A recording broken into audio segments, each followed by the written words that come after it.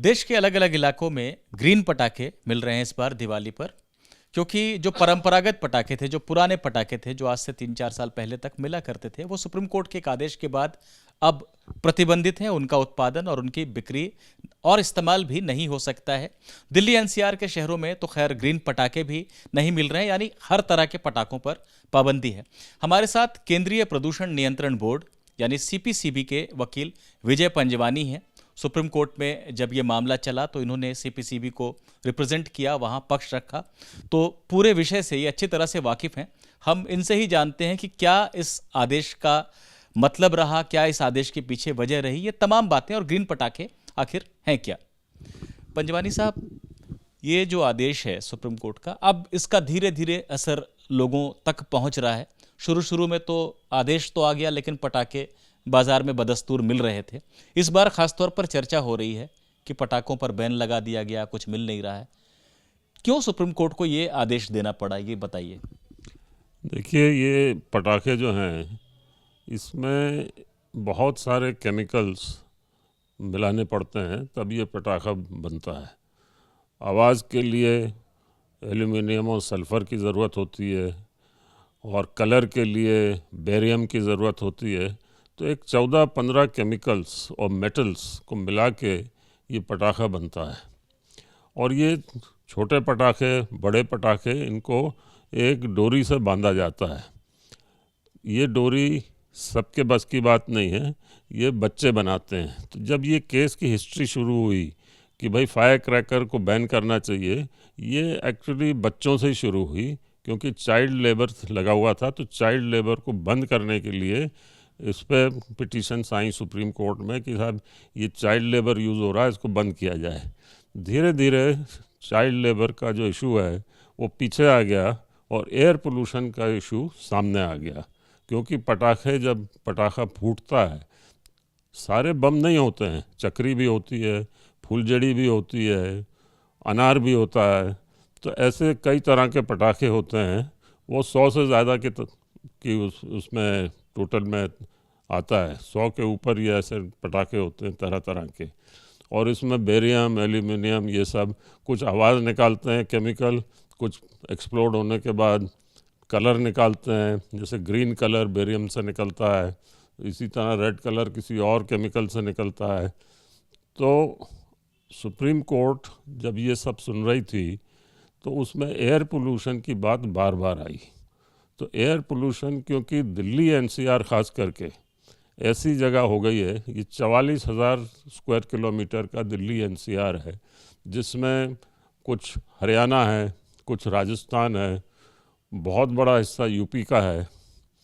और यहाँ पे जब पटाखे फूटते हैं या एक्सप्लोड होते हैं या चलाए जाते हैं तो प्रदूषण बहुत फैल जाता है, एयर पोल्यूशन।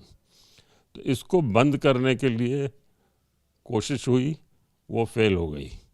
तो सुप्रीम कोर्ट ने सोचा कि भाई इतने हमने ऑर्डर्स पास किए और लोगों ने फिर भी पटाखे चलाए, तो क्या किया जाए। तो उन्होंने सोचा कि इसको प्रैक्टिकली देखा जाए। तो इसको एयर पोल्यूशन को कम कैसे किया जाए, इसका रिड्यूस कैसे करें। तो जब ये डिस्कशन कोर्ट में हो रहा था तो मुझे याद है मैं अपीयर हो रहा था। बहुत सारे लोग अपीयर होते हैं इस केस में, क्योंकि ये ऑल इंडिया केस है। तो जस्टिस सीकरी ने कहा कि कोई ग्रीन क्रैकर हो सकता है क्या। अब उस वक्त जब ग्रीन क्रैकर की बात हुई तो उसमें बात हो रही थी इलेक्ट्रॉनिक की, कि भाई एक ऐसा इलेक्ट्रॉनिक हो जिसमें से लाइट भी निकले, आवाज़ भी आए और धुआं भी नहीं निकले। तो ये जब डिस्कशन चल ही रहा था कोर्ट में तो किसी वकील ने कहा कि साहब इसके केमिकल से आप कम कर दो। तो उसमें लोगों ने ऑपोजिशन किया, जो मैन्युफैक्चरर्स के जो वकील थे उन्होंने अपोज किया। उन्होंने कहा कि भाई ये कम कैसे होगा, ये तो आवाज़ तो बगैर आवाज़ के तो हमारा बिकेगा नहीं, तो आवाज़ कैसे कम हो। इसलिए नॉइज़ पोल्यूशन भी वहीं के वहीं रह गया, वही बात रही, एयर पोल्यूशन भी वहीं के वहीं रह गया। तो जस्टिस सीकरी ने ये सब सुन के एक ऑर्डर दिया कि एक ग्रीन क्रैकर होना चाहिए as suggested by the bar, और उस ग्रीन क्रैकर में बेरियम की ज़रूरत नहीं है। बेरियम जो है वो बहुत ख़तरनाक एक केमिकल है, तो उसकी ज़रूरत नहीं है। सल्फ़र भी कम से कम यूज़ होगा, तो इसलिए उन्होंने एक नीरी एक संस्था है उससे एक रिपोर्ट मंगाई। नीरी ने एक फार्मूला बनाया कि जिसमें से आवाज़ भी आए और जो धुआं वगैरह निकलता है जो प्रदूषण करता है वो कम रहे। अब ग्रीन क्रैकर की शुरुआत हो गई, लेकिन अब प्रॉब्लम यह आया ग्रीन क्रैकर के साथ कि उसको रेगुलेट कैसे करो, इधर कंप्लायंस कौन कराएगा। अब आप तो पूरे इंडिया की बात कर रहे हो या फिर एनसीआर की बात कर रहे हो लेकिन दिल्ली में ही 2 करोड़ लोग हैं। दिल्ली में ही रेगुलेट करना यानी कंप्लायंस कराना ऑर्डर का बहुत मुश्किल बात है। सर मैं इस सवाल पर आऊँगा कि कंप्लायंस को लेकर सुप्रीम कोर्ट ने कैसे क्या कहा है, लेकिन मैं ये जानना चाहता हूँ कि जो ग्रीन पटाखे हैं, हालांकि आपके पिछले जवाब में कुछ हद तक आपने ये बताया है बेरियम एल्युमिनियम वगैरह के बारे में, ये जो परंपरागत पटाखे हैं इनसे किस तरह से अलग है? क्या इसमें मटेरियल अलग डला हुआ है जिसके चलते इनको ग्रीन पटाखा कहा जा रहा है और जो पुराने पटाखों में ऐसा नहीं था? देखिए, मेनली जो घूम फिर के बात हमेशा आई बेरियम पे। बेरियम एक ग्रीन कलर छोड़ता है, लेकिन उसके साथ वो कैंसर होने वाली बहुत सी ऐसी गैसेस और मेटल्स छोड़ देता है जो बहुत ही ज़्यादा हानिकारक है ह्यूमन बॉडी के लिए। तो इसलिए ग्रीन कलर को सेक्रीफाइस किया गया कि भाई ग्रीन कलर की कोई ज़रूरत नहीं है, तो ग्रीन कलर ये जो फेंकता है बेरियम उसको निकाल दिया जाए। जब भी मैन्युफैक्चर हो कोई भी पटाखे में, जैसे मैंने कहा फूलझड़ी, अनार, चक्री, ये सब आता है और इसको हटा दिया जाए। लेकिन फिर एक ऑर्डर आया कि इसको भी इसको यूज़ कर सकते हैं लेकिन कम मात्रा में। इसके बाद जो अभी ऑर्डर आया है रिसेंटली, उसमें फिर बैन कर दिया है सुप्रीम कोर्ट ने कि भाई ये बेरियम यूज़ नहीं होगा। बेरियम के डेरिवेटिव्स भी नहीं हो, किसी भी तरह का बेरियम या कोई और मिक्सचर जिसमें बेरियम हो वो भी यूज़ नहीं हो सकता। लेकिन एल्युमिनियम और दूसरे जो और हानिकारक आप मेटल्स थे वो सब यूज़ होंगे, सब यूज़ हो सकते हैं, लेकिन नीरी के फार्मूला के हिसाब से कम हर चीज़ कम हो गई। सारे मेटल्स कम हो गए, सल्फ़र कम हो गया। आप कंप्लायंस की बात कर रहे थे पंजवानी साहब, अब मैं इस पर आना चाहता हूँ। पहला तो ये कि एक आम आदमी वो कैसे पहचानेगा कि जो बाज़ार में पटाखा मिल रहा है वो ग्रीन है? क्या कोई लेवल है, क्या कोई और किसी तरह से इंडिकेशन है? और प्रशासन के लोग भी अगर उनको सख्ती करनी है, क्योंकि सुप्रीम कोर्ट का आदेश है उसका पालन कराना है उनको, और पटाखे की दुकान लगी है, तो वो कैसे पहचान करते हैं कि ये पटाखा ग्रीन है या नहीं है? 2 चीज़ें हैं।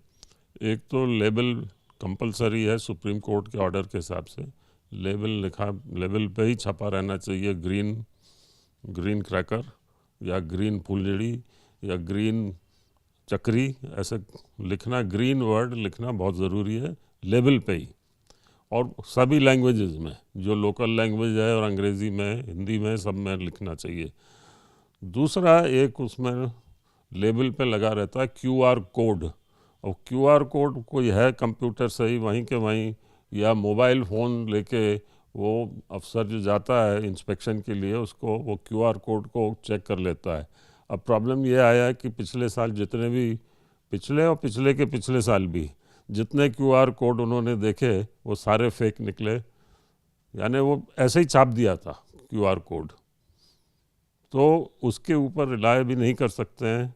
और उस वक्त ज़ब्त करके आप कहाँ भेजोगे? आप वहीं के वहीं, तो आप इंस्पेक्शन में तो आप उसको सीज कर सकते हो, लेकिन उसको तो जाना पड़ता है लेबोरेटरी में, लैब में जाके उसका एक एक चीज़ क्या है उसमें देखनी पड़ती है। फिर देखना पड़ता है कि कितना नॉइज़ निकलेगा, क्योंकि नॉइज़ भी कंट्रोल्ड है, 125 dB से ज़्यादा नहीं होना चाहिए एट 4 फीट, ऐसा फार्मूला दिया हुआ है इन्वायरमेंट प्रोटेक्शन एक्ट में। 125 dB एट 4 फीट डिस्टेंस, यानी वहाँ 4 फीट दूर जब आप पटाखा चलाओगे और 4 फीट दूर पे एक मीटर रखा रहेगा, उस पर 125 dB से ज़्यादा आया तो उसको कैंसिल कर दो, मतलब नॉन कंप्लाइंट है वो पटाखा। तो इस तरह से कंप्लायंस करना कंप्लायंस कराना दोनों ही मुश्किल है। अच्छा, पंजवानी साहब, जो दिल्ली एनसीआर आसपास के जो शहरों में रहने वाले लोग हैं, इनको खास तौर पे परेशानी हो रही कि बाकी देश में तो ग्रीन पटाखा मिल रहा है, हमारे यहाँ तो उसको भी बंद कर दिया, तो हम दिवाली कैसे मनाएं। आप ज़रा दर्शकों को समझाइए कि जो दिल्ली में या दिल्ली से सटे शहरों में नहीं मिल रहे हैं, पटाखे पूरी तरह से बैन है, वो क्या सुप्रीम कोर्ट के आदेश की वजह से ही ये आदेश सरकार को जारी करना पड़ा है? किस तरह, क्या इसकी वजह है? देखिए, जहाँ तक दिल्ली सरकार का हम बात करें तो दिल्ली सरकार ने सुप्रीम कोर्ट पे रिलायंस नहीं किया। सुप्रीम कोर्ट के ऑर्डर से पहले ही दिल्ली सरकार ने ऑर्डर निकाल दिए। तो दिल्ली सरकार का मतलब है Delhi state pollution control board. उसने एक ऑर्डर निकाला है कि इस साल no sale and no burning and no storage. No sale, no storage, no burning, ये 3 चीज़ें बहुत क्लियर हैं, बहुत कॉम्प्रिहेंसिव हैं। इसमें पटाखे की बात ही नहीं आती। और सिर्फ बॉम्ब्स नहीं, इसमें चक्री, फूलझड़ी, अनार सब आ गया, ठीक है, सीटी सब आ गई चीज़ें। तो ये बिल्कुल बैन कर दिया है और इसका रीज़न एयर पोल्यूशन है और कोई नहीं। ये कोई यह नहीं है कि दिल्ली गवर्नमेंट ट्रेडर्स के ख़िलाफ़ है। दिल्ली गवर्नमेंट हर साल 400 से 500 लाइसेंस देती है बेचने के लिए। मैन्युफैक्चरिंग के लिए अलाउड परमिसेबल नहीं है। Delhi state pollution control board ने कभी भी मैन्युफैक्चरिंग अलाउड नहीं की है। जो भी अभी तक इतने वर्षों में 10 साल से पटाखे बाहर से ही आते हैं, इंपोर्ट होते हैं। कहाँ से? ज़्यादातर तमिलनाडु से। और तमाम इलीगल फैक्ट्रीज़ जो गाज़ियाबाद में है वहाँ से, इलीगल फैक्ट्रीज़ हरियाणा में है वहाँ से दिल्ली आते हैं। और फिर एक कंट्री है चाइना, जो बहुत ही चीप, कम दाम पे पटाखे बेचती है। उसका कोई नियंत्रण नहीं था, कोई कंप्लायंस नहीं है। बस धनाधन करोड़ों रुपए, 5,000 करोड़ रुपए के पटाखे दिल्ली में बर्स्ट होते हैं, बर्न होते हैं एक रात में, 5,000 करोड़। तो ये जो 5,000 करोड़ हैं, ये फिगर सुप्रीम कोर्ट में बार बार कहलाई जाती है, दोहराई जाती है। और इसका टोटल जो ईयरली सप्लाई है दिल्ली का, वो है 8,000 करोड़। 8,000 करोड़ रुपए के पटाखे दिल्ली में आते हैं, जिसमें से 5,000 करोड़ यहीं जलते हैं और 3,000 करोड़ रुपए के ये पटाखे और शहरों में जाते हैं आसपास। मैं ये जानना चाह रहा था आपसे पंजवानी साहब कि जैसे सरकार अलग अलग या ज़िले का प्रशासन वो जो आदेश जारी कर रहे हैं कि नहीं हमारे यहाँ तो ग्रीन पटाखा भी नहीं चलेगा, कुछ भी नहीं चलेगा, तो क्या सुप्रीम कोर्ट ने एयर पॉल्यूशन का कोई लेवल सजेस्ट किया था कि इस लेवल के बाद आपको रोक देना है? ऐसा भी कोई आदेश है? वो बहुत मज़े की बात है। उन्होंने, सुप्रीम कोर्ट ने कहा है कि जब तक एयर क्वालिटी पुअर पे है, आप पटाखे जला सकते हो। पुअर कैटेगरी में आप जला सकते हो, लेकिन पुअर के बाद वो वेरी पुअर और भी कई कैटेगरीज हैं, अगर वहाँ गया तो आप नहीं जला सकते। अब प्रॉब्लम यह है कि 5 बजे पुअर है और 7 बजे वो वेरी पुअर हो जाती है, 8 बजे वर्स्ट हो जाती है, तब क्या होगा? नहीं, कंप्लाई कौन कराएगा इसको? AQI लेवल 200 या ऐसी कोई बात भी कही गई थी? देखिए, AQI लेवल, चलिए अगर आप AQI लेवल से जाएं तो दिल्ली में तो वैसे ही AQI लेवल 300 के ऊपर होता है कहीं। और दिल्ली इतना बड़ा शहर है, आप देखिए मशीन जिससे ये मेजर होता है AQI, वो तो उसकी तो 1.5-2 किलोमीटर से ज़्यादा की वो नहीं है रेंज। आपने अगर यहाँ मयूर विहार में रख दिया एक, तो 1.5 किलोमीटर तो मयूर विहार ही ख़त्म नहीं होगा। तो आप साउथ दिल्ली का थोड़ी कोई मेजर कर रहे हो। वो ज़माने गए जब अमेरिकन एम्बेसी में एक छोटा सा रखा रहता था और ऐसे बोल दिया जाता था कि ये पोल्यूट है, ये नहीं पोल्यूट है, पूरी दिल्ली। अब तो हम लोगों को मालूम हो गया है कि 1.5-2 किलोमीटर से ज़्यादा वो मशीन बताती ही नहीं है। सर अच्छा, आखिरी सवाल है मेरा, what is the way forward? क्योंकि आप CPCB को रिप्रेजेंट करते हैं, आपको आगे भी पक्ष रखना है, तो ये कहाँ तक जाके, क्योंकि ग्रीन पटाखे भी जैसा आप बता रहे हैं कि पूरी तरह से पॉल्यूशन फ्री तो नहीं है, तो कहाँ पर बात जाएगी जिससे कि उत्सव भी बचा रहे और प्रदूषण भी ना हो? ये सब पॉसिबल है कि क्योंकि पटाखे जब बारूद आया ही 1500 कुछ में, बाबर जब आया था वो बारूद लेके आया, उससे पहले तो बारूद यूज़ ही नहीं होता था। वो तोप वगैरह ले आया, उसमें सल्फ़र यूज़ होता था बारूद। तो उसके बाद कई वर्षों तक तो कोई बारूद की बात ही नहीं थी दिवाली में। ये बारूद की सब बातें शुरू हुई हैं ये वाली 20th सेंचुरी में। 20th सेंचुरी में खैर अब अडॉप्ट हो गई हैं। अब ये हिंदू रिलीजन यानी जो दिवाली का मनाना है उसका एक पार्ट हो गया है। तो ठीक है, पार्ट रहे, लेकिन इसमें हमको थोड़ी तब्दीली लानी है। ये जो एक्सप्लोजिव्स वगैरह हैं, सल्फ़र, एल्यूमिनियम, बेरियम, इसको छोड़ के हमको इलेक्ट्रॉनिक अडॉप्ट करना पड़ेगा। इलेक्ट्रॉनिक पटाखे हों, इलेक्ट्रॉनिक फुलझड़ियाँ हों और इलेक्ट्रॉनिक अनार हों, सीटियाँ हों, सब इलेक्ट्रॉनिक हों। उसमें से लाइट भी निकले, उसमें से आवाज़ भी निकले, तो नॉइज़ भी हो, लाइट भी हो। तो ये चेंज करना पड़ेगा। और इसके बाद एक चीज़ और मैं आपको बताऊं कि इसमें मैंने 2-3 बार अभी नीरी का रेफरेंस दिया, लेकिन इस पूरा जो खेल है ये एक्सप्लोजिव्स का, फायर क्रैकर्स का, इसकी जो सेंट्रल एजेंसी है, जो नोडल एजेंसी है, जिसको वाकई में काम करना चाहिए और वो छुपी हुई बैठी है, कभी सामने नहीं आते वो लोग, वो है PESO, petroleum and explosives safety organisation. ये नागपुर बेस्ड है, इनके ऑफिसेज पूरे इंडिया में हैं, लेकिन ये चुप रहते हैं। इन्हीं को कंट्रोल करना है, कंप्लायंस कराना है, और ये करते नहीं है। सारी की सारी नज़र रहती है सीपीसीबी पे या स्टेट पोल्यूशन कंट्रोल बोर्ड पे, जबकि इसको कंट्रोल और ये कंप्लाई कराने वाली एजेंसी है पेसो। मैं इधर से उधर बर्डन शिफ्ट नहीं कर रहा हूँ। मैं समझ रहा हूँ आपकी बात। आप ये कहना चाह रहे हैं कि अगर पेसो एक्टिव होता तो शायद कोर्ट के दखल तक तो बात ही नहीं जाती, वो खुद कर सकते थे। कर सकते थे, दखल क्यों देती कोर्ट? अगर पेसो शुरू से ही सतर्क रहता, कंप्लायंस कराने की कोशिश करता, कंप्लायंस तो कराना एक्चुअली बहुत मुश्किल है, तभी वो इलेक्ट्रॉनिक पे जाना ही एक सलूशन दिख रहा है। विजय पंजवानी साहब ने हमें बहुत ज़रूरी बातें बताई हैं। एक तो इन्होंने ये बताया कि ग्रीन पटाखे वो हैं क्या, क्यों सुप्रीम कोर्ट को ऐसा आदेश देना पड़ा, और किस तरह से ग्रीन पटाखों की पहचान की जाती है, उसका कंप्लायंस पालन कैसे कराना है प्रशासन को। ये तमाम बातें इन्होंने हमें बताई हैं, और साथ ही साथ ये वे फॉरवर्ड भी, यानी भविष्य में क्या हो सकता है, उसकी भी हमने इनसे बात पूछी और हमें जानकारी मिली।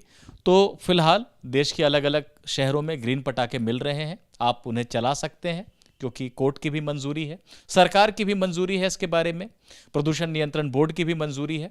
और जिन शहरों में प्रदूषण का स्तर ज़्यादा है वहाँ पर पूरी तरह से रोक लगाई गई है, तो लोगों को उसका भी पालन करना होगा।